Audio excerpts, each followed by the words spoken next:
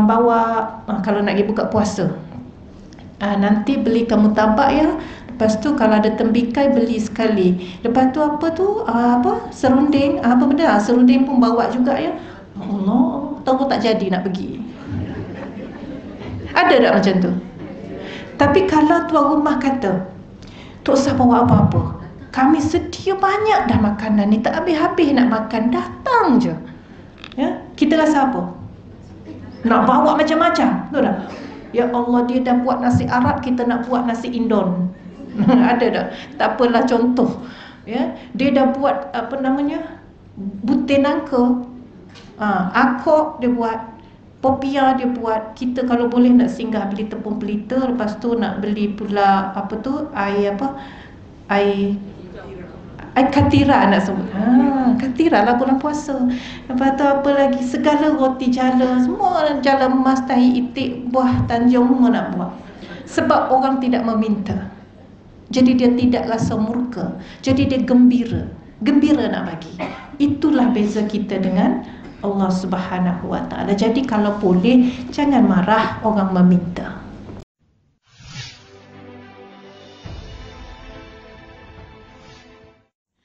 Bismillahirrahmanirrahim. Terima kasih Kak Wa, orang kuat Masjid Al-Falah Subang. Ya, seterusnya puan-puan, ibu-ibu, kekanda-kekanda, adinda-adinda, anak-anak yang dikasihi, dirahmati, disayangi Allah sekalian.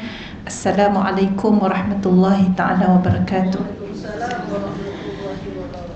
Alhamdulillahirabbil alamin, wassalatu wassalamu ala asyrafil anbiya'i wal mursalin wa ala alihi wa ashabihi wa man tabi'ahum bi ihsanin ila yaumiddin. Amma ba'd.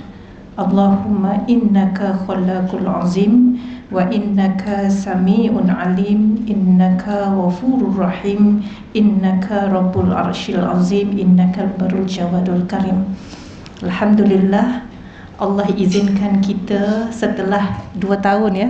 2 tahun ke setahun? 2 tahun tidak bersua, rasa baru lagi ya, tapi dah 2 tahun rupanya. Dan Masya Allah, dalam doa kita yang lalu kita sebutkan mudah-mudahan kita dipanjangkan usia ya, mudah-mudahan kita diberikan peluang untuk bersua lagi pada masa-masa mendatang. Dan doa itu puan-puan mungkin tidak sedar, rupanya Allah kabulkan ya. Banyak doa-doa yang kita minta, yang kita tidak sedar Allah kabulkan.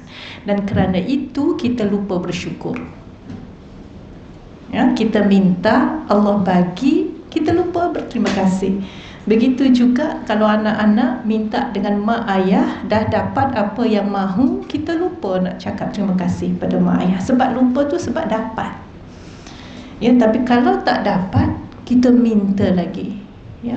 Tak dapat, minta lagi sampai dapat. Dan bila dapat, lupa ya. Sebab itulah manusia. Jadi kita banyak perkara perempuan yang kita minta, dapat, tidak bersyukur ya. Jadi kita kena recall balik, ingat balik semula, muhasabah semula. Apa yang kita dapat hari ini hasil daripada ikhtiar dan doa.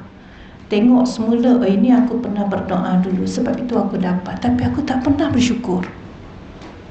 Jadi hari ini puan-puan sekalian, sempena Ramadan, saya tidak mengupas tentang Ramadan, tentang takwa yang kita mahu capai setiap kali Ramadan, tentang apa perkara sunat di bulan Ramadan, tentang waktu bila wajib ataupun dalam soal ibadah yang mana wajib, yang mana sunat, yang mana harus ya. Dan juga apa yang kita patut buat daripada belum bersahur sehinggalah kita tamat witir. Apa yang kita buat, saya tak sebutkan itu.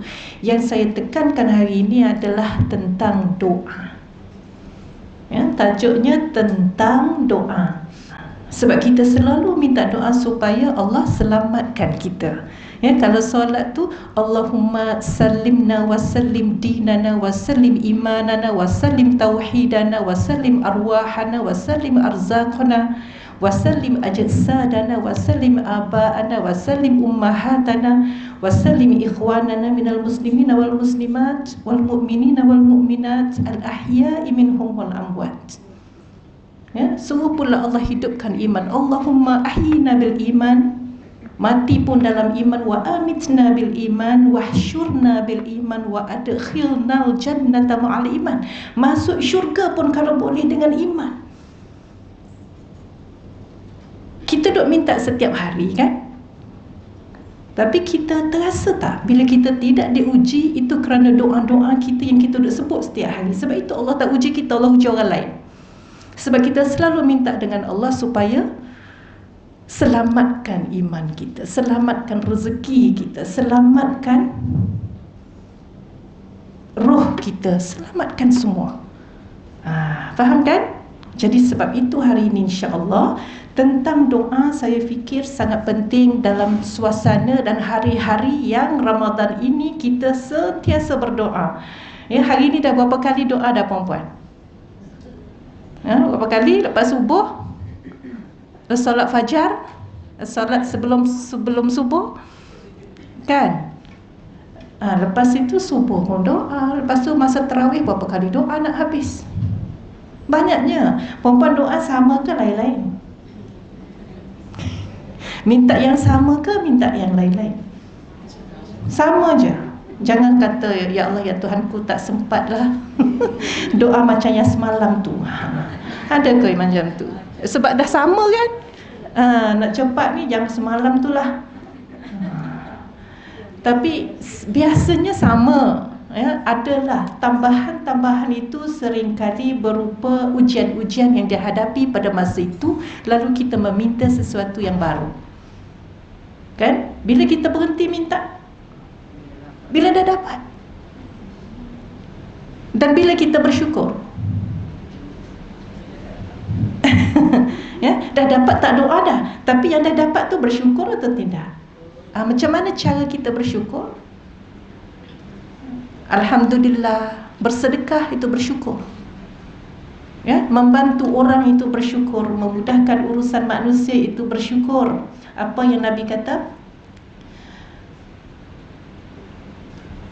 Apa yang Nabi kata? Kalau kita memudahkan, man nafasa an kurbatan min kurabi dunya, nafasallahu anhu kurbatan min kurabi yaumil qiyamah. Kena sebut Melayu baru ingat Arab. Sebab ingat maksudnya baru boleh translate ke dalam bahasa Arab. Man nafasa an kurbatan, mana-mana orang, sesiapa sahaja yang memudahkan kurbatan min kurabi dunia, satu kesusahan orang di dunia, maka Allah akan mudahkan satu kesusahannya di akhirat. Di akhirat, di saat kita tak boleh minta pertolongan polis, tak boleh minta pertolongan mak, ayah, ustaz, tok guru, tak boleh minta. Masa itu kita hanya minta pertolongan Allah. Dan pada masa itu hanya Allah saja membantu dan boleh membantu. Jadi satu pertolongan kita pada orang lain di dunia, maka satu pertolongan dari Allah pada kita di akhirat. Itu pertolongan, apa jua bentuk pertolongan. Ya, tetapi kalau satu pertolongan kita dalam bentuk memudahkan urusan hutang manusia, secara khusus Nabi sebut dalam urusan hutang manusia, maknanya orang hutang kita RM15, jumpa di bazar Ramadan tak cukup duit nak bayar. Kebetulan tengok kita sebelah, kenal ni jumpa di Masjid Al-Falah, Kak minta RM15 boleh bincang, nanti kuliah saya bayar. Tak cukup duit sebab lupa sekarang ni orang bayar pakai kad, QR scan. Ada kedai tak boleh, dia terima duit kan. Kita pun okeylah, RM15 kita membagi, dia pun bayar. Jumpa di kuliah hari ni dia nak bayar RM15, kita pun tak apalah, saya halalkan. Dia kira sedekah, kira halal, asalnya hutang, maka dia menjadi sedekah bila kita halalkan. Dan yang memudahkan urusan hutang ini, apa yang Allah buat pada kita, memudahkan urusan kita bukan sahaja di akhirat, tapi di dunia pun Allah mudahkan, dunia dan akhirat. Ya, jadi kalau kita nak fikir, kalau setakat hutang RM10, nak tukar dengan pertolongan Allah dunia dan akhirat, yang mana kita nak? 10 ringgit atau pertolongan Allah? Pertolongan Allah. Kalau kita nak bandingkan nilai itu, ya Allah, apa sangatlah 10 ringgit, apa sangatlah 100 ringgit, apa sangat 1000 ringgit yang memudahkan urusan hutang. Ada orang ingat lagi masa darjah 1, ada seorang tu hutang 10 sen. Masa darjah 1 zaman dulu 10 sen dah boleh beli macam-macam kan, kantin tu.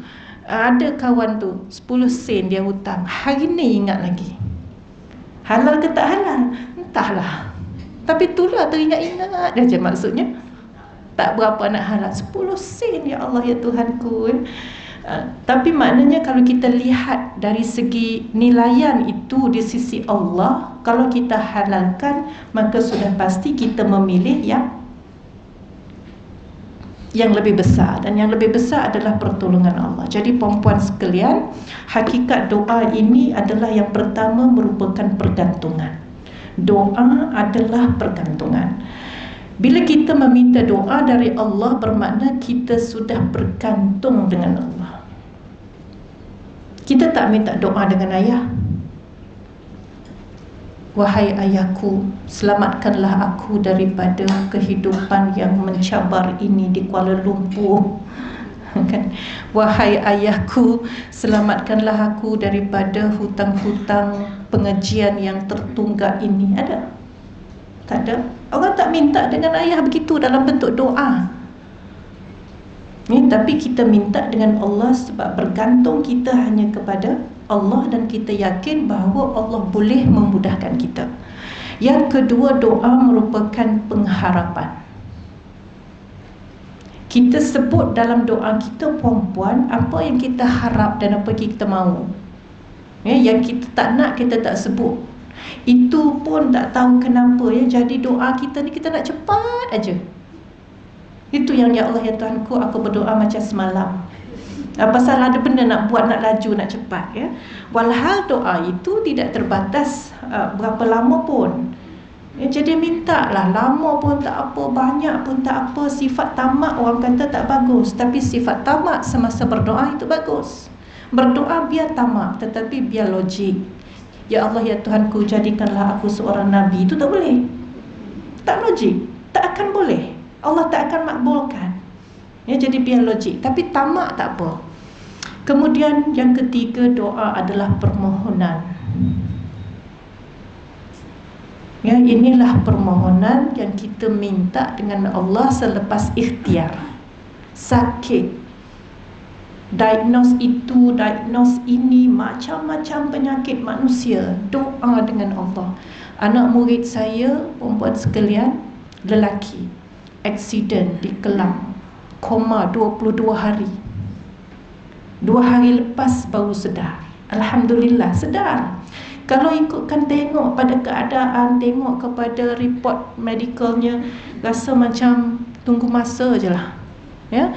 Tapi dengan doa, kawan-kawan doa, cikgu berdoa, mak ayah tak henti berdoa, saudara mara tak henti berdoa. Ikhtiar tu pastilah di hospital, ya. Doktor dah buat macam-macam bentuk rawatan, dan 2 hari lepas saya dapat mesej, alhamdulillah dah sedar, tapi masih dalam pemantauan doktor yang very close monitoring by the doctor. Jadi kita pun alhamdulillah. Yang kita ingat, ikhtiar kita adalah selain daripada rawatan itu, doa saja yang kita boleh buat, ya. Jadi Masya Allah, ya, macam tu sekali dengan permohonan seorang hamba kepada Allah, ya, sebagaimana yang Allah firmankan dalam surah Ghafir ayat yang ke-60, wa qala rabbukum ud'uni astajib lakum innal ladzina yastakbiruna an ibadati sayadkhuluna jahannama dakhirin. Ya, apa yang Allah sebutkan, berdoalah kamu kepadaku, nescaya aku perkenankan doa permohonan kamu. Ya, ini janji dari siapa? Janji dari Allah. Berdoalah kamu kepadaku, nescaya aku perkenankan doa permohonan kamu.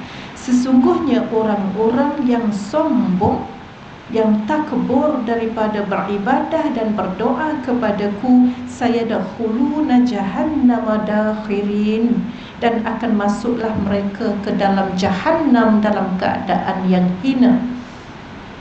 Jadi Allah minta kita berdoa. Kalau manusia, perempuan sekalian, orang meminta-minta dengan dia, dia rasa marah, annoying, banyak minta, lepas tu minta, lepas ni minta, hari tu dah minta lagi, dah minta lagi, rasa macam kan? Tapi Allah murka jika kita tidak meminta-minta. Nampak tak beza manusia dengan Allah? Allah murka dan malu sekiranya kita meminta dan kita tak dapat apa yang kita minta. Allah malu. Dan bila tidak meminta, Allah murka, Allah marah, kecil hati kita tidak meminta. Jadi sebab itu jangan bila kita berdoa kita rasa Allah, dahlah doa yang sama, dahlah banyak kali, sebab bulan Ramadan asyik berdoa aja. Kalau pergi umrah, buat haji lagilah, ya. Lepas satu ibadah berdoa, nak masa tawaf, sepanjang tawaf berdoa, sa'i pula berdoa. Rasa macam banyak sangat nak berdoa. Sebenarnya pada masa itu Allah rasa sungguh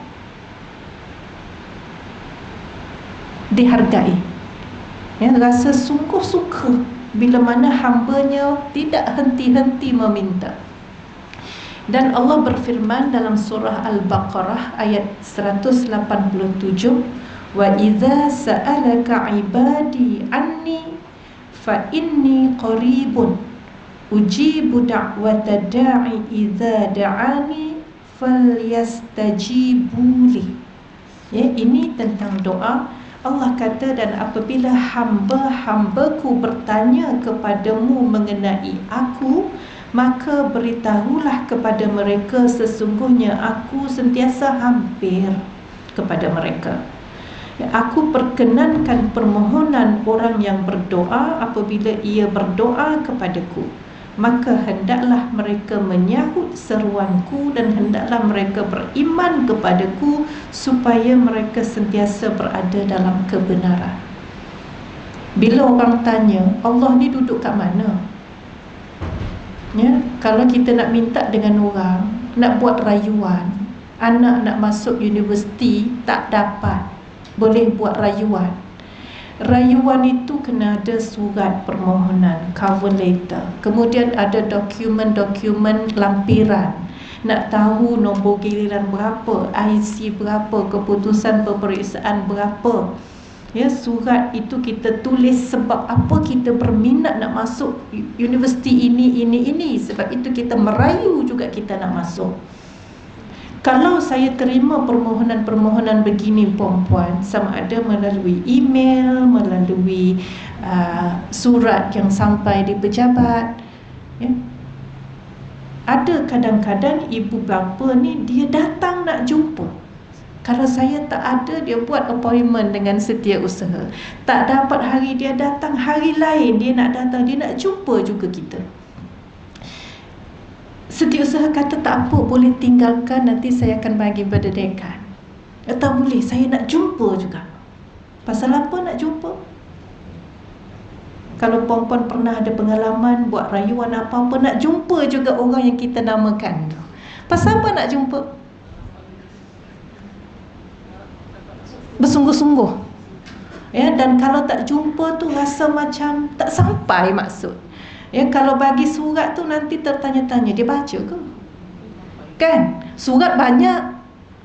Kalau surat tu ada 300-400, nak ambil cuma 30 orang. Atau sekurang-kurangnya kalau jumpa tu dia letaklah tempat lain surat kita, betul? Itu yang mereka rasa, ya. Sebenarnya tidak begitulah. Kita kena adil kepada semua orang. Kita tengok, ya, merit yang paling tinggi daripada semua permohonan yang tak apa, itu cerita lain. Cuma nak kata kenapa kita nak jumpa.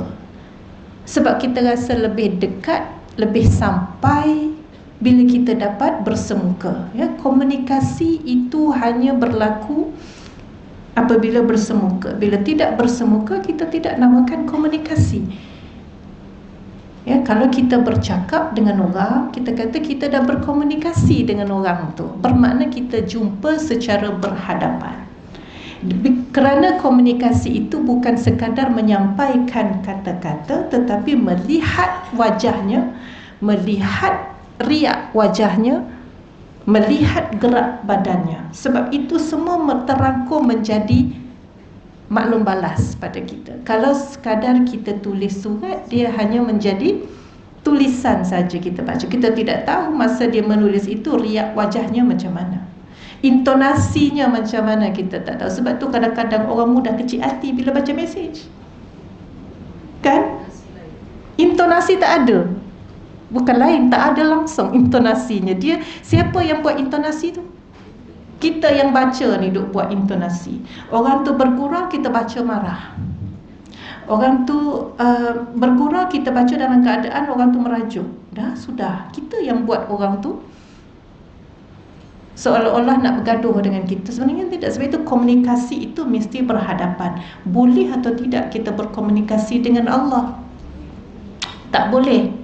Tapi kalau kita nak kita berada dekat dengan Allah semasa kita berdoa, boleh tidak? Boleh kita berada dekat dengan Allah. Bukan bermakna bila Allah jawab, Allah tak dengar. Bukan gitu.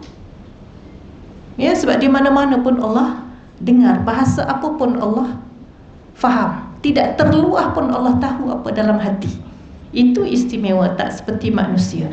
Tapi kalau secara fitrahnya, bila kita meminta dengan orang, kita nak jumpa, nak minta, begitu juga dengan Allah, kita nak jumpa tak boleh, sekurang-kurangnya kita tahu Allah dekat dengan kita. Jadi sebab itu dalam ayat ini Allah kata, dan apabila hamba-hambaku bertanya kepadamu mengenai aku, maka sesungguhnya aku sentiasa hampir,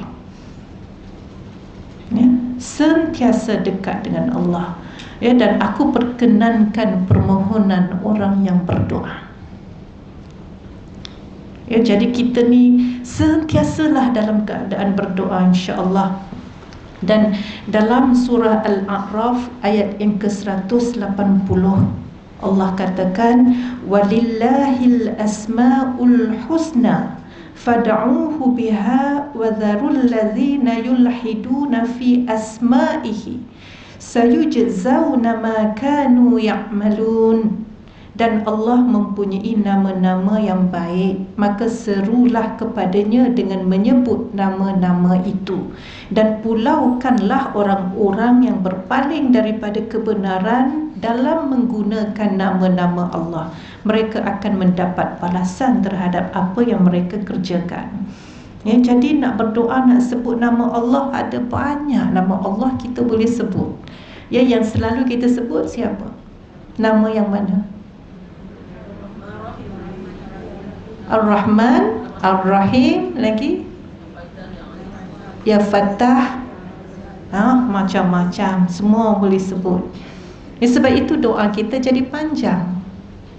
Sebab itu doa itu tidak boleh dalam keadaan terburu-buru, ya, supaya kita juga faham maksud. Ya, bila nak buka puasa, kita baca doa apa? Yang tu setiap hari, 30 hari. Doa makan, Allahumma barik lana. Lepas tu doa buka puasa, doa meminta, doa permohonan, Allahumma innaka, apa dia kita nak minta? Allahumma inni as'aluka. Apa maknanya? Kita mengharapkan, ya, as'aluka, we are asking for. Kita meminta, kita memohon. Allahumma inni as'aluka birahmatika allati wasi'at kulla syai'in an taghfirali. Apa tu? Kita, ya Allah, ya Tuhanku, aku memohon kepadamu birahmatikallati, rahmat Engkau, wasi'at kulla syai'in, yang luas meliputi seluruh sesuatu, anta ghafirli, supaya Engkau memberkati aku, supaya Engkau mengampuni aku. Jadi semua ini adalah dari Allah datangnya. Jadi apa yang kita minta itu semuanya dari Allah lah, tak ada yang lain. Saya nak pujuk anak saya yang darjah 3 tu, nak suruh dia solat fajar, kan lepas sahur. Kalau terawal makan sahur, dia lambat sikit nak tunggu subuh, tak nak bagi tidur. Masa kecil-kecil dulu, masa dia 5-6 tahun tu dah puasa. Masa itu bila nak pujuk, nak jaga supaya jangan terlelap tu,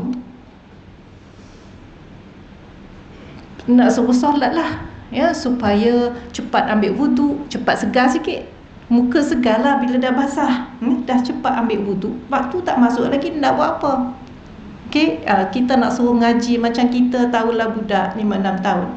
Jadi saya kata solat sunat fajar. Dan apa kelebihannya? Allah anugerahkan seluruh dunia dan isinya. Budak kecil perempuan, dia nak dengar apa yang dia dapat, kan? Dia nak tahu apa kelebihan. Jadi sebab itulah kena cerita kelebihan. Ini dah masuk Ramadan ketiga, maknanya 3 kali dah solat sunat fajar. Dan dia bagi tahu pada saya, dia kata dia dah 3 kali solat sunat fajar untuk Ramadan ini. Maknanya 3 kali Allah mendengar permintaan dia untuk mendapat dunia dan seluruh isinya. Saya cakap dengan dia masa dia 5-6 tahun dulu. Saya tak ingat 5 atau 6 tahun, tapi belum sekolah. Tapi sekarang dah jadi 3. Dan bila masuk kita dah, dia, Allah, bila tidak Ramadan ini tak ada lah bangun sebelum subuh perempuan. Kita dah selesai urusan, baru kejut dia nak solat, nak siap pergi sekolah. Jadi masa Ramadan yang baru bangun solat sebelum subuh, ya, bersiap-siap untuk solat subuh, solat fajar dulu. Jadi bila dia sebut balik, saya kata maknanya anak-anak kita yang kecil-kecil ni, dia boleh ingat apa yang kita kata pada dia masa dia kecil dulu. Dan kalau benda tu baik, dia baguslah, dia ingat sampai dia besar. Kalau benda tu tidak baik, juga dia akan ingat sampai besar, ya? Begitu juga wirid selepas solat. Kalau minta supaya dijauhkan daripada neraka, ya, wirid kita juga dalam keadaan kita berdoa, kan? Yang mana yang kita sebut minta supaya dijauhkan dari neraka tu? Allahumma ajirna minan nar. Ya Allahumma ajirna minan nar. Lepas solat kena sebut itu, kena zikir. Jadi apa yang berlaku kalau kita sebut itu? Neraka juga berdoa kepada Allah supaya dia dijauhkan daripada orang ini. Jadi kalau neraka tak nak kita, minta dengan Allah, jauhkan orang ini daripada neraka, daripada aku. Apa lagi yang kita nak minta dengan Allah? Jadi itu menjadi sebab kalau kita rushing, tak sempat wirid, dia akan remind. Belum wirid, belum sebut lagi Allahumma ajirna minan nar. Jadi Masya Allah, rupanya dari awal sekiranya kita sebutkan kelebihan-kelebihan itu, maka insya Allah kita akan rasa sayang nak tinggal, sayang tak buat. Ya, kemudian Rasulullah sallallahu alaihi wasallam bersabda, ad-du'a'u huwal ibadah, qala rabbukum ud'uni astajib lakum. Doa itu adalah ibadah, dan Allah berfirman, berdoalah kepadaku, nescaya aku perkenankan doa kalian. Jadi ibu-ibu, kakak-kakak, adik-adik sekalian, pasti kita ada sesuatu yang kita sedang minta. Ya, antara doa kita ialah supaya Allah ampunkan semua kesalahan dan dosa kita, betul? Kita juga minta supaya Allah jauhkan kita daripada penyakit, hilangkan semua penyakit dalam tubuh badan kita. Allah kalau ada anak-anak kita yang belum berkahwin, kita minta supaya Allah jodohkan anak-anak kita dengan orang yang soleh dan solehah. Betul? Kita minta anak-anak kita supaya mendapat keberkatan hidup dunia dan akhiratnya. Kita minta anak-anak supaya kalau mereka ada peperiksaan, jadilah mereka pelajar yang paling cemerlang. Betul? Jadilah kita orang yang suka bersedekah. Betul? Suka bantu orang, suka tolong orang. Terimalah semua ibadah kita. Betul kan? Haji, ibadah umrah, solat kita, amal soleh apapun, ya Allah terimalah. Itu yang kita nak, itu yang kita minta. Dan bila Allah kata semua permintaan itu Allah kabulkan, maka adakah orang yang tidak meminta? Kenapa tidak meminta? Kerana sombong. Kan? Allah kata tak meminta itu bermakna sombong dan takbur. Sebab apa? Sebab dia yakin dia tak minta pun dia boleh buat. Tak minta dengan Allah supaya dipanggil untuk mengerjakan haji, dijemput untuk mengerjakan ini. Tak minta pun dia kata dia boleh buat pasal dia ada duit. Habis dia ingat dengan duit aja dia boleh sampai ke Mekah. Berapa ramai orang yang ada duit tetapi masih belum sampai ke Mekah. Kan? Jadi bukan itu yang menjadi pertimbangan. Dan menurut Nabi, Allah sentiasa rasa malu jika menolak permintaan hamba. Jadi kalau Allah nak tolak, mesti ada sebabnya. Tolak bermakna bukan Allah tak bagi, tetapi tidak bagi itu bermakna lebih baik untuk hamba ini. Jadi Allah tak boleh bagi hak dia nak, sebab Allah tahu tak nak, tak dapat itu lebih baik. Jadi Allah tak bagi. Tapi dalam tak bagi itu Allah rasa malu, sebab tidak dapat bagi apa yang hambanya minta. Jadi ini yang Nabi katakan, sesungguhnya Tuhan kamu yang maha suci lagi maha tinggi itu sangat pemalu lagi mulia. Dia malu terhadap hambanya yang mengangkat tangan berdoa, tiba-tiba tidak diberinya permintaan itu. Angkat tangan berdoa. Ada yang sampai nak berdoa kena pergi ke Mekah. Ada yang sampai upah orang yang pergi ke Mekah, tolong doakan untuk dia. Berupah lagi. Tapi Allah tidak dapat kabulkan. Itu Allah rasa sangat malu. Tetapi adakah tak nak bagi itu Allah kedekut? Tidak. Tidak bagi itu kerana Allah maha mengetahui. Tak dapat zuriat, berdoa juga berdoa sampai minumlah, apa dia panggil? Buah zuriat. Ada beli kat mana? Dulu kat Mekah dah boleh dapat, orang ke Mekah boleh kirim. Sekarang kedai Arab pun ada, kedai jual makanan Arab tu kan, ada jual buah zuriat. Saya dengar pun ada jual buah. Siap dia cakap lagi, okey rendam air. Betul ke macam tu? Lepas tu satu lagi buah yang senang bersalin tu buah apa? Apa namanya? Allahu Akbar, tak ingat dah. Kak Fatimah tu senang benda lain yang senang bersalin. Apa tu? Tak dengar, tapi tahu kan? Pernah dengar kan? Senang. Jadi itu pun nak kena, ialah selawat dan sebagainya. Maksud saya ikhtiar. Ya ikhtiar, tapi bukan bermakna bergantung dengan buah zuriat. Ikhtiar, kalau orang kata ubat itu, ubat ini, kita makan ubat bukan bermakna kita bergantung pada ubat. Sebab tu salah istilahnya saya ni bergantung dengan ubat je. Saya bila dengar orang cakap macam gitu seriau bulu roma. Bukan dia bermaksud dia nak kata dia sudah menyekutukan Allah, tidak. Tetapi kebiasaan kita ni bercakap, bergantung pada rawatan, bergantung kepada doktor, bergantung pada ubat sampailah meninggal. Tidak.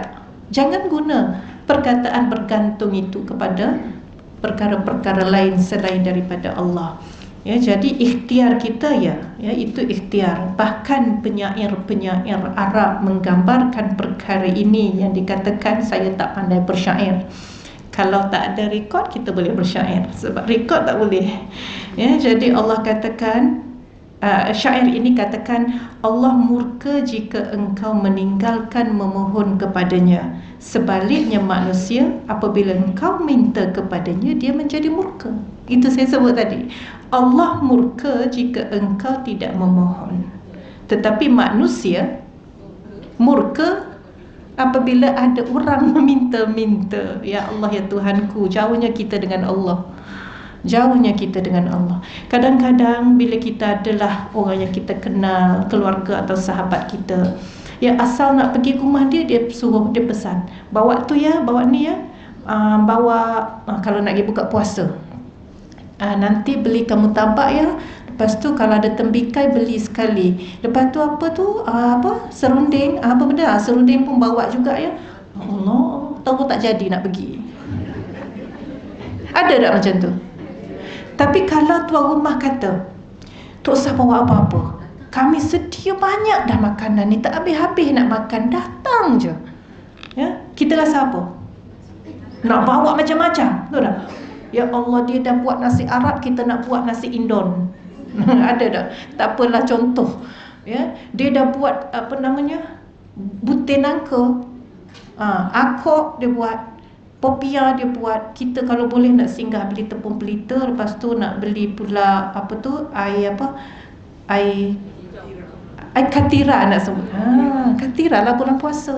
Lepas tu apa lagi, segala roti jala, semua jala emas, tahi itik, buah tanjung semua nak buat. Sebab orang tidak meminta, jadi dia tidak rasa murka, jadi dia gembira nak bagi. Itulah beza kita dengan Allah Subhanahu wa ta'ala. Jadi kalau boleh, jangan marah orang meminta. Tapi ujian pada kita, apa dia perempuan, nak ikhlas. Sebab bila orang minta, ikhlasnya kurang dah jadi. Bagi sebab apa kita bagi? Sebab minta. Kalau dia tak minta, mungkin kita tak bagi. Tapi kalau tak minta, kita bagi lebih dan kita bagi dengan sepenuh jiwa. Betul kan? Dan perlu macam mana, manusia tidak suka orang meminta-minta. Tapi kita cuma nak betulkan saja diri kita ini. Kalaupun orang meminta-minta, urusan kita ialah jangan ubah perangai orang tu. Urusan kita ialah jaga hati kita. Setakat yang kita rasa boleh ikhlas. Ya, kalau terganggu dengan bisikan-bisikan jahat pun, kita cepat-cepat istighfar. Ya, kita cepat-cepat istighfar. Dan daripada ayat-ayat dan hadis-hadis itu, perempuan sekalian, dapatlah kita fahami tentang hakikat doa. Ya, sebab kita sekarang banyak berdoa, dan saya rasa betul kalau kita meminta-minta itu betul. Tapi kalau kita faham hikmah-hikmah di sebalik itu, kenapa kita berdoa, doa itu apa fungsinya, sejauh mana Allah menerima doa dan permintaan dan mendengar kita, itu lebih rasa kita menghayati doa yang kita minta itu kan. Jadi disebut juga dalam Al-Quran makna-makna doa yang tertentu. Dan menurut Ibnu Manzur, bila sebut Ibnu Manzur, maknanya dia adalah yang mendefinisikan banyak terma bahasa Arab dalam Lisanul Arab. Ya, Lisanul Arab ini kalau kita macam dictionary lah, dictionary ya. Yang mana doa itu bermaksud al-istighatsah, iaitu meminta ataupun memohon pertolongan dan perlindungan. Ada 3 jenis doa. Ya, jadi kita pun tengok kita ni selalu berdoa dalam kategori mana. Yang pertama ialah dalam bentuk kita mentauhidkan atau mengesahkan Allah, di samping kita memuji-muji Allah. Yang nama Allah yang 99 Asmaul Husna itu, perempuan, semuanya membawa maksud yang memuji-muji sifat Allah, ya, yang maha besar, yang maha pemurah, yang maha mengasihani. Itu semuanya adalah bersifat pujian kepada sifat. Ya, jadi kalau kita sebut itu, ia bermakna kita mengesakan Allah dan memuji. Dan di awal tadi saya sebutkan, Allahumma innaka khalaqul azim, wa innaka sami'un alim, wa innaka Ghafurur Rahim. Apa lagi? Innaka Rabbul Arshil Azim, innakal Barrul Jawadul Karim. Itu semua memuji-muji Allah. Itu tidak meminta, itu bukan doa meminta, memohon. Itu doa untuk mentauhidkan dan memuji-muji Allah. Jadi puan-puan, iman kita berbolak-balik.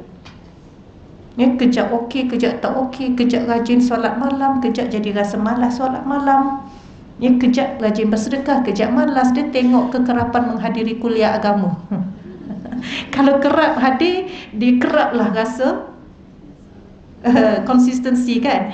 Kerap hadir, kerap rasa kehambaan. Lama tak hadir, rasa jauh sikit sifat kehambaan. Nak buat amal soleh pun rasa macam nantilah. Tapi kalau kerap hadir kuliah, kerap mendengar peringatan, tazkirah itu peringatan kan maknanya. Kerap mendengar tazkirah, mulalah kita tebal rasa hamba itu. Jadi mudah kita mentauhidkan. Jadi cara nak kekalkan sifat hamba kita, kita kena puji Allah banyak-banyak.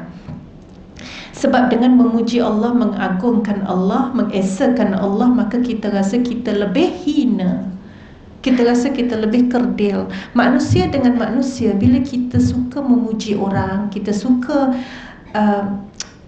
berkata baik tentang seseorang, itu bermakna kita ni orang yang rendah diri. Betul kan? Kita bercakap tentang kebaikan orang kepada orang lain, kita sudah meletakkan diri kita rendah daripada orang yang baik itu. Begitu juga kita dengan Allah. Bila kita jarang memuji Allah, makanya ia menggambarkan kita ini orang yang tidak meletakkan diri sekerdil-kerdilnya di sisi Allah. Bila kita tak kerdil, kita jarang meminta. Bila kita tidak kerdil, kita jarang beribadah. Jadi gitulah. Bila berdoa kita puji. Kemudian yang kedua, kita mohon keampunan. Yang ni saya rasa semua orang buat ni masa berdoa. Tapi keampunan, rahmat, mendekatkan diri pada Allah, dia bukan minta untuk dia seorang. Kadang-kadang dia minta Allah ampunkan suaminya. Betul? Doa tak? Suami doa tak untuk kita? Mana tahu kat awak? Nak tanya dah tadi.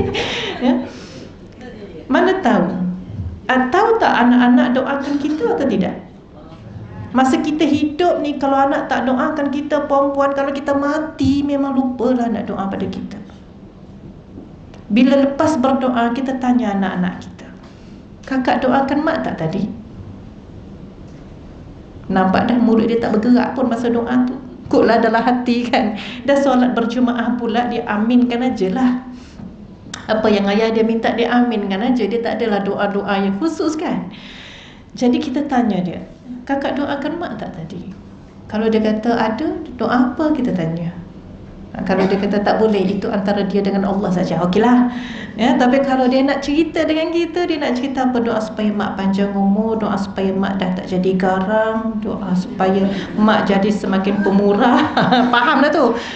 Mak jadi semakin pemurah, doa supaya mak boleh terima apa jua keputusan peperiksaan. Jadi kita faham, okey, itulah yang dalam hati dia. Dah dua perkara yang kita dapat di situ. Yang pentingnya ialah kita nak remind, sebab bila kita meninggal besok, perempuan sekalian, kita nak doa dari anak yang soleh. Biar dia menjadi kebiasaan. Jadi nak jadi biasa masa kecil ni lah, ataupun masa kita hidup ni lah, kita boleh remind. Bila kita dah mati duduk dalam kubur, perempuan, anak tak berdoa, boleh tak kita minta nak keluar sekejap je, nak remind anak supaya berdoa? Tak boleh dah. Tapi masa itulah mungkin baru kita terfikir, ya Allah, masa aku masih hidup, aku tidak pernah ingatkan anak-anak supaya sentiasa doakan aku, terutama bila aku sudah pergi. Dia pun banyak urusan dia. Dia ada isteri dia, dia ada anak dia, dia ada kerja dia, dia ada masalah dia, dia ada perniagaan dia, banyak benda dia nak minta. Lupa dah, mak dah mati dah pun. Tapi kalau kebiasaan itu ada, maka bila kita meninggal, kebiasaan itu tak tinggal, mungkin bertambah-tambah. Jadi sebab itu jangan pandang enteng soal doa dari anak-anak kita. Minta dia berdoakan kita.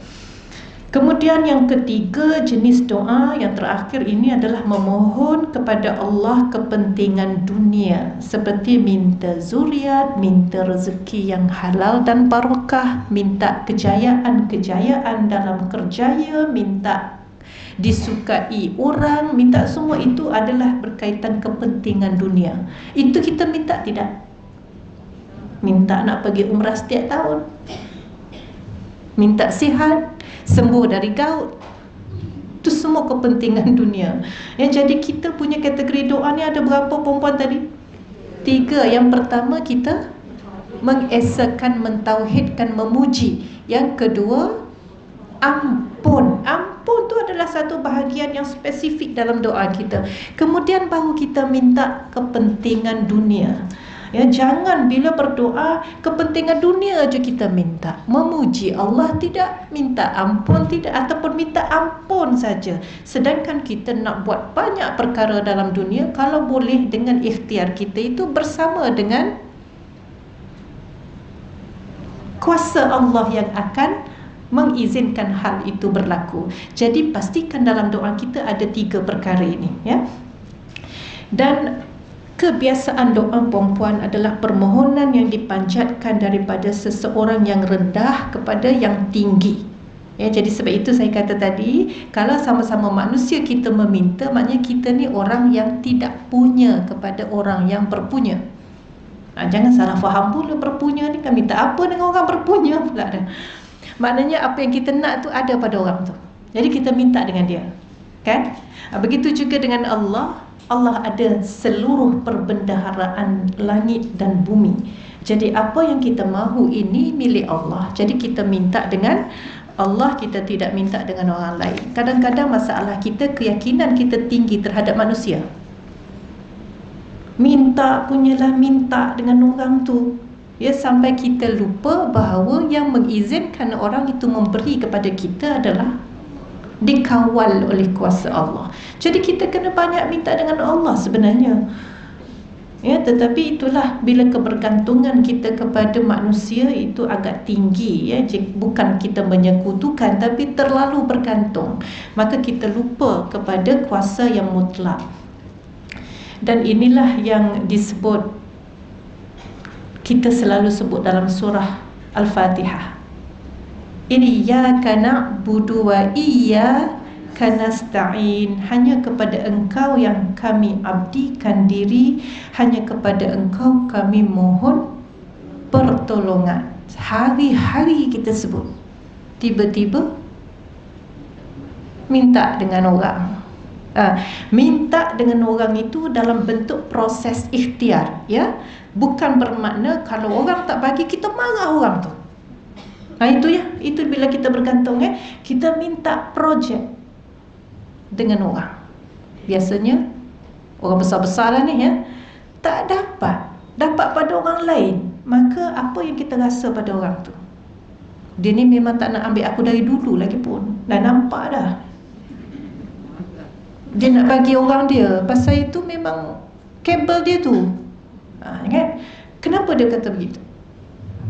Sebab dia bergantung pada manusia. Dia tidak menisbahkan orang yang dapat itu adalah kerana Allah yang telah memuktamadkan keputusan itu. Begitu juga kita kita minta apa-apa sajalah. Banyak berlaku dalam kehidupan kita perempuan, yang bila kita tidak dapat dari orang yang kita minta, maka kita marah orang, sampai sebersalah jadinya orang tu.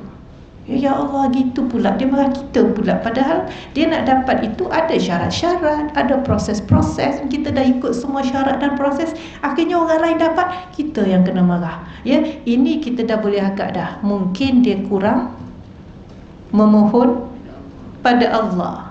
Jadi nasihatkanlah dia, insya-Allah mudah-mudahan dia makin sedar. Oleh yang demikian, tidak layaklah kita memohon kepada yang lain selain daripada Allah.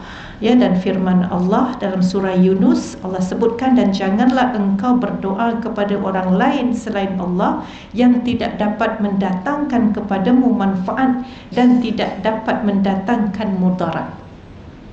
Manfaat pun manusia tak boleh bagi kat kita, mudarat pun manusia tidak boleh bagi. Oleh itu, sekiranya engkau mengerjakan yang demikian, maka pada saat itu akan jadilah engkau dari orang yang berlaku zalim. Jadi kita ingat macam mana doa-doa manusia yang dalam kesusahan, yang tidak pernah terjangka dimakbulkan Allah. Kita rasa luar biasa. Kadang-kadang ada orang minta supaya orang soleh tolong doakan dia. Kenapa kita minta orang lain doakan kita, bukan kita minta sendiri? Pernah kan? Kenapa kita minta orang soleh yang doakan kita? Ya, sebab doa mudah termakbul sekiranya orang yang berdoa itu orang yang menunaikan suruhan Allah, berbanding orang yang solat pun tak jaga, puasa pun tak berapa, buat baik pada orang pun berkira. Maka kita ini berkira dengan perintah Allah, tapi bab meminta nombor satu. Ya, sedangkan Allah kata orang yang tidak meninggalkan perintah dan suruhan Allah, maka mereka inilah yang permintaannya dikabulkan. Jadi kita ni sedar diri. Sebab itu cari orang soleh tolong doakan, kan? Tapi sebaik-baiknya kita yang mendoakan untuk kita, sebab kita tahu apa yang kita nak, ya, dan kita boleh sentiasa minta-minta. Orang soleh mungkin doakan kita sekali tu je lah masa kita minta. Dah. Lepas itu esok jumpa orang lain pula suruh doakan dia. Dah orang lain punya doa pula. Lepas tu lusa orang lain pula. Sedangkan kita kalau kita minta 10 kali berdoa, 10 kali kita minta benda yang sama, betul? Jadi bukan tidak boleh, tetapi solehkan diri kita untuk Allah makbulkan doa kita. Ya, mudah-mudahan insya-Allah makin lebat ujian kita. Jadinya kita lambat sikit habis. Kan, sebab nak pergi mana hujan? Duduk sini. Jadi perempuan, yang terakhir mungkin kita lihat mengapa kita berdoa. Ya, mengapa kita berdoa? Firman Allah dalam surah Al-Baqarah ayat 186. Kalau surah Al-Baqarah ayat 187 tentang apa?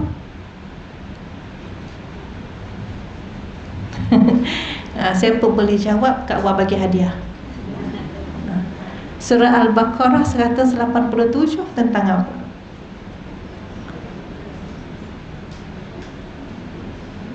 Google pun boleh. Macam kita tak tahu.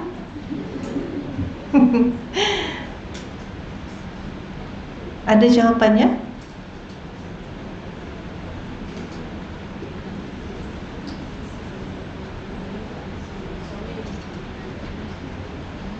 Tak ada lain. 187 surah Al-Baqarah. Tentang apa katanya? Ya,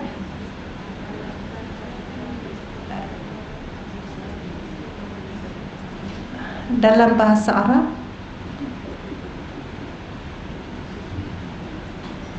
ingat, senang ke nak meniru dalam exam? Ya. Walaupun exam online susah, jadi lambat menulis pasal nak Google kan, tapi tak boleh meniru sebenarnya. Tapi kalau meniru lambat, bila dah lambat tak boleh tulis semua, bila tak boleh tulis semua maka skip. Tak jumpa lagi. 187 surah Al-Baqarah.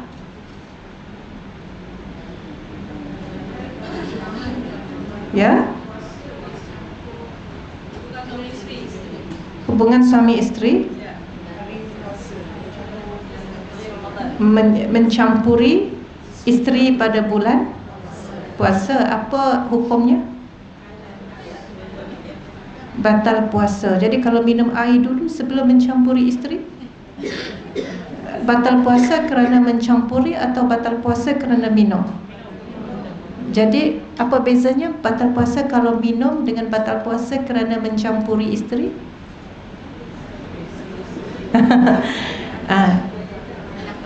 Dosa, dua-dua berdosa ya.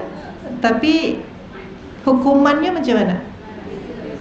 Kalau minum air ganti puasa, tapi dengan sengaja ni, ya, tak apalah, ganti puasa. Kalau mencampuri isteri, puasa berapa lama? 6 bulan, 2 bulan berturut-turut. Dia tak mampu,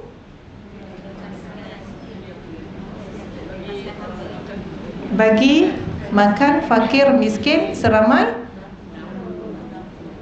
Kalau tak mampu belaka, waktu je mampu.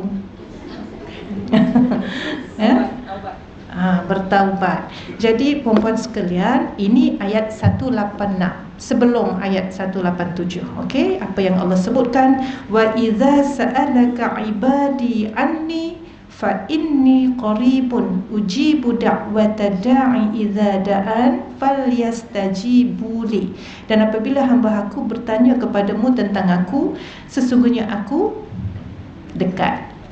Siapa-siapa tanya, Allah kat mana? Allah dekat dengan kita. Anak tanya, Allah di mana? Allah ada dekat kita ni. Sekarang ni Allah ada dekat kita. Ya, aku menyahut doa orang yang berdoa tatkala ia berdoa kepadaku, justru falyastajibu li. Sahutlah seruanku. Maknanya seruanku adalah supaya berdoa. Jadi insya-Allah mudah-mudahan perempuan jangan memandang enteng soal meminta dari Allah. Jangan memandang enteng soal berdoa. Dan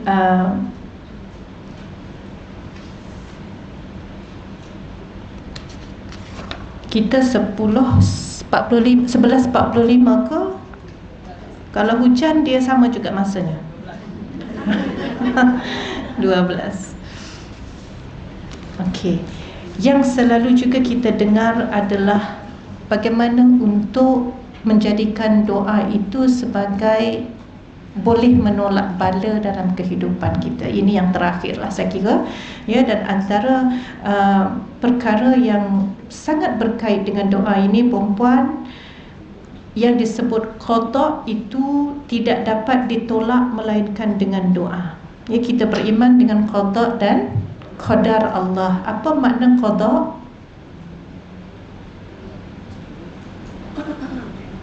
Takdir, ya, yang telah ditentukan oleh Allah tentang urusan manusia di dunia. Takdir itu boleh jadi pada kita baik atau boleh jadi juga buruk. Sebab itu takdir baik ada, takdir buruk pun ada. Takdir baik selalunya kita sukalah, tapi takdir buruk kita menangis. Tapi kita terima, kita redha. Itu sudah takdir. Ya, kita redha. Boleh atau tidak kita mengubah takdir itu? Boleh ke tidak? Kita tolak qada atau kita tolak qadar? Ya, qada itu adalah takdir yang kita akan terima dari Allah. Qadar itu bila, macam mana. Qada sebagai contoh, semua manusia akan mati. Kenapa kita minta panjang umur? Ada tak orang minta, ya Allah, ya Tuhanku, janganlah engkau jadikan aku mati. Ya Allah, janganlah matikan aku. Ya Allah, jadikanlah aku ini hidup sampai akhirat, ataupun tidak mati sampai bila-bila. Kenapa tak minta? Sebab kita mengakui bahawa manusia itu takdirnya akan mati. Yang kita berdoa adalah mengubah qadar. Dalam bahasa Melayu, kadar itu kita sebut apa? Kadar lah. Dalam bahasa Melayu jadi kadar. Pelik bunyinya, qadar, tapi Melayu jadi kadar lah. Kadarnya itu adalah kiraan, hitungan. Ya, kita boleh jadikan umur yang pendek itu jadi panjang. Betul? Mati itu tak boleh ubah, tapi daripada mati cepat boleh jadi mati lambat. Macam mana cara nak jadi mati lambat?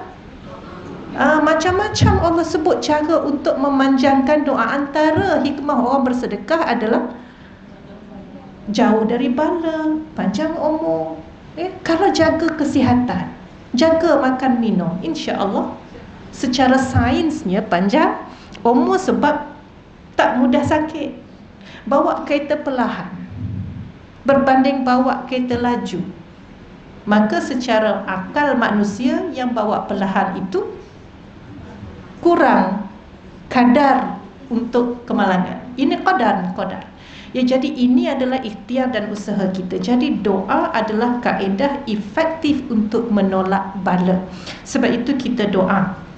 Ya, jadi kata Nabi, qada itu tidak dapat ditolak melainkan dengan doa. Dan Nabi terangkan doa itu bermanfaat terhadap kejadian yang sudah berlaku atau kejadian yang belum berlaku. Oleh itu, wahai hamba Allah, hendaklah kamu berdoa.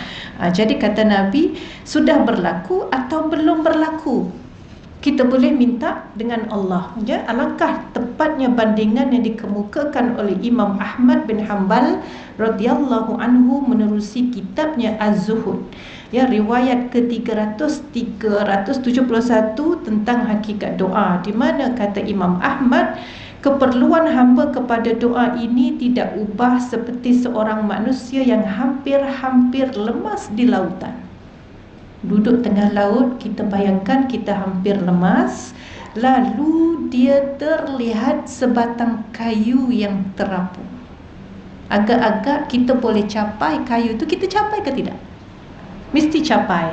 Ya, jangan kata tak tahulah, kena cuba dulu. Mesti capai. Rasanya semua orang, this is a layman test. Ya, siapa-siapa pun kita tanya, orang biasa dia akan kata saya capai. Bukanlah orang perempuan kata capai, orang lelaki kata tak capai. Itu kalau dalam mahkamah tak diterima. Ya, ujian ini maknanya dia terpakai kepada semua orang. Dia ambil kayu tu sebab masa dia lemas dia nampak, lalu dia ambil, kata Imam Ahmad. Dan bila kita ambil kayu tu, kita Muslim, kita percaya pada Allah dalam masa yang sama, kata Imam Ahmad, lantas mengucapkan Ya Rab, Ya Rab, Ya Allah. Kalau kita lah kan, kita selalu Ya Allah, Ya Allah. Maka Allah dengan ihsannya yang tinggi mampu menyelamatkan hamba tersebut dengan kalimah Ya Allah, Ya Allah saja. Tak minta doa pun lagi. Tak dan kok nak minta doa masa tu, tak terfikir. Kalau rumah terbakar, api marak ni, anak tengah meraung sana, hak tu tengah lemas sini, hak ni tengah dukung nak IC dekat mana, beg duit dekat mana, kunci kereta dekat mana, masa tu kita fikir kan? Kita berdoa apa masa tu? Ya Allah, Ya Allah je lah. Kan? Allahu Akbar kan? Tapi dengan kalimah itu saja, Allah dengan ihsannya yang tinggi, kata Imam Ahmad, menyelamatkan. Tak sempat doa pun. Ya, jadi macam mana 3 jenis doa saya katakan tadi? Yang pertama memuji, yang kedua mohon keampunan, yang ketiga minta kepentingan dunia. Yang pertama tu memuji Allah, menyebut, mengesahkan Allah, itu pun boleh menjadi doa. Jadi sebab itu kalau kita terjatuh barang, kita terkejut tengok orang, janganlah sebut Makcik Lima. Tak. Ya Allah anak Ripin kita sebut. Tak pasal-pasal sebut nama bapa orang. Ya? Jadi yang kita sebut ialah Ya Allah. Itu dah jadi doa. Dan Imam Al-Ghazali pula menyebut dalam kitabnya Ihya Ulumuddin bagaimana doa boleh mengubah qada, sedangkan qada sudah ditetapkan dan tidak boleh ditolak lagi. Ketahuilah sesungguhnya di antara qada itu sendiri ialah menolak dengan doa. Maknanya menolak yang buruk dengan doa. Ya, qada itu tidak berubah, tetapi ditolak di sini makna diubahlah. Ya, kita ubah daripada cepat mati kepada lambat mati, sebagai contoh ya. Kemudian Imam Al-Ghazali kata doa adalah sebab untuk menolak bala dan mendatangkan rahmat, sebagaimana baju besi menjadi penyebab untuk menolak dan menahan anak panah, dan air menjadi penyebab untuk hidupkan tumbuhan daripada bumi. Sebagaimana baju besi menahan anak panah, kedua-duanya saling bertolakkan. Maknanya anak panah itu besi, baju besi pun besi. Saling bertolakkan, maknanya tak tertikam. Ya, itu adalah kadar yang kita letak kepada baju kita. Kalau baju kita kain, kena masuk anak panah, masuk ada anak panah, masuk. Kalau baju besi, tak masuk. Maka itulah kadar baju yang kita cuba untuk ubah bagi kita menolak bala. Ya. Demikian juga doa dan bala saling bertolakkan. Dia tidak boleh masuk doa dengan bala ni. Kita melindungi bala dengan doa, melindungi anak panah dengan baju besi, melindungi pokok mati dengan air. Ini contoh yang dibawa oleh Imam Al-Ghazali. Jadi melindungi kita ini dengan doa. Datanglah bala, tak sampai, tolak balik. Masya Allah, besarnya doa. Ya, jadi kena yakinlah kita, ya, kena yakin dengan doa itu. Dan Imam Ghazali menyebutkan bahawa Allah akan menentukan kebaikan, dia tentukan dengan ada sebabnya. Demikian juga keburukan, Allah yang tentukan dan semuanya ada sebab. Ya, Allah mengangkat keburukan itu dengan sebab-sebab tertentu. Jadi puan-puan, tuan-tuan sekalian, apabila kita berdoa kita tidak dikabulkan, itu bukan bermakna doa yang tidak terkabul. Itu doa dikabulkan dalam bentuk yang lain. Ya, jangan kita kata Allah tak kabulkan doa saya, Allah tak bagi apa yang saya nak. Kita tak boleh mengatakan begitu.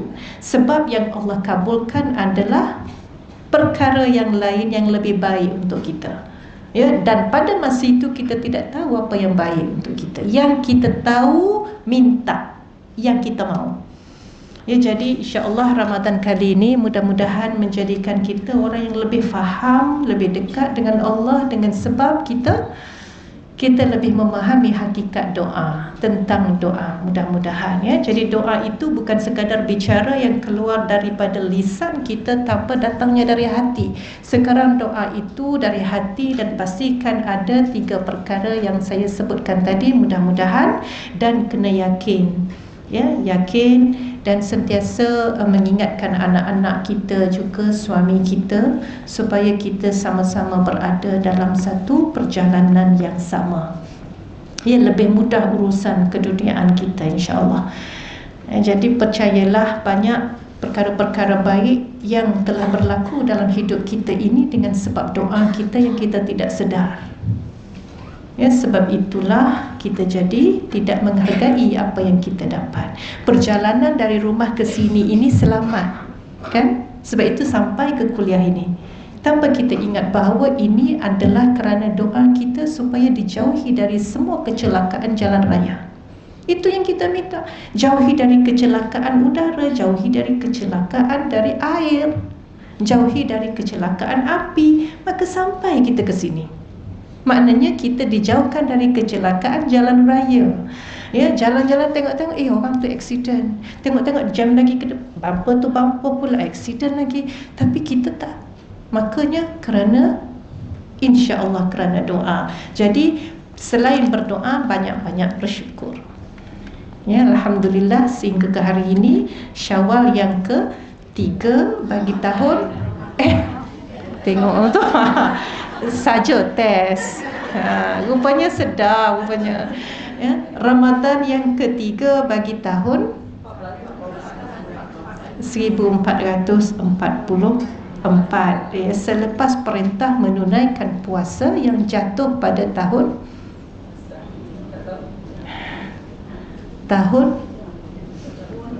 kedua hijrah. Ya, selepas Nabi berhijrah dari Mekah ke Madinah, ya, pada masa itu belum ada perintah puasa. Tapi tahun kedua berada di Madinah, barulah perintah ini diturunkan Allah 30 hari pada bulan Ramadan. Maka ini tahun yang ke 1444 hijrah. Ya, bermakna hijrah itu berlaku sejak tahun 1400.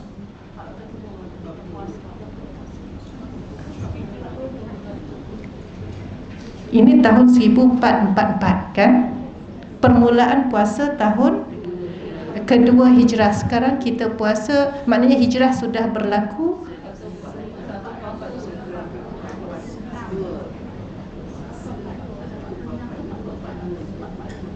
ya. Kalau ikutkan ini adalah tahun ke 1443 kita berpuasa. Betul? Sebab hijrah berlaku 1444 tahun dahulu, kita puasa setahun selepas hijrah. Dah faham? Tak apa, saya faham kenapa lambat faham, sebab ini bukan kelas matematik. Baiklah, minta maaf banyak-banyak puan-puan sekalian. Terima kasih di atas perhatian. Mudah-mudahan ada kebaikan. Ya, insya-Allah kita doakan semoga Ramadan kali ini adalah Ramadan yang lebih baik daripada Ramadan sebelumnya. Yang mana takwa yang kita raih pada Ramadan ini adalah takwa yang paling baik daripada yang sebelum ini. InsyaAllah dengan sebab kita ikhlas melakukan semua amal soleh sepanjang Ramadan ini, maka Allah solehkan semua anak-anak kita. Ya, mudah-mudahan juga dengan sebab amal soleh yang kita lakukan pada Ramadan kali ini, Allah jadikan kita orang yang lebih kerdil, lebih rasa hamba, lebih banyak meminta dan berdoa, dan lebih bersyukur ke hadrat Ilahi. Ya, mudah-mudahan Allah tidak menjadikan kita orang yang rugi di akhirat. Ya, mudah-mudahan kita tergolong sebagai orang yang beruntung. Walau sedikit mana pun yang beruntung, maka kita adalah salah seorang dari mereka, mudah-mudahan insya-Allah. Jadi terima kasih sekali lagi, saya minta ampun dan maaf. Insya-Allah kita jumpa lagi dalam masa terdekat. Ya, terima kasih. Wabillahi taufiq wal hidayah. Assalamualaikum warahmatullahi taala wabarakatuh.